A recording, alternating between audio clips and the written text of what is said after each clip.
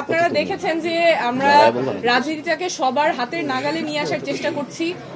কয়েকটা পরিবার, কয়েকটা গোষ্ঠীর কাছে যাতে রাজনীতি না থাকে, সাধারণ জনগণের জন্য যাতে রাজনীতি উন্মুক্ত হয়, সেজন্য আমরা উন্মুক্ত মনোনয়ন আবেদন প্রক্রিয়া চালু করেছি। অনেক উৎসাহ উদ্দীপনার মাঝখানে আমাদের এই মনোনয়ন আবেদন ফর্মগুলো বিতরণ হচ্ছে।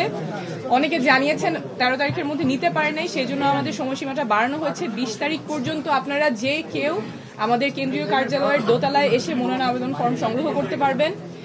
যারা আসতে চান না, বাসায় বসেই জনপ্রতিনিধি হিসেবে আবেদন করতে চান, তারা আমাদের অনলাইনে ওয়েবসাইটে nomination.ncppd.org সেখানে গিয়ে আবেদন করতে পারবেন। আমরা একটা কথা বারবার বলি এবং আশা করছি এই প্রক্রিয়ার মাধ্যমে এটা আপনাদের কাছে আরো স্পষ্ট হচ্ছে, আগের রাজনীতি আর চলবে না। আমরা নতুন রাজনীতি করতে এসেছি, নতুন রাজনীতিটাই আমরা করব। স্বচ্ছ প্রক্রিয়ার মাধ্যমে আমাদের মনোনয়ন আবেদন প্রক্রিয়া চলছে। যারা সৎ, যারা যোগ্য এবং যারা আসলেই সংসদে গিয়ে জনগণের কথা বলবেন, দলের হয়ে কথা বলবেন না, জনগণের হয়ে কথা বলবেন, সেই মানুষগুলোকে আমরা সংসদে পাঠাবো।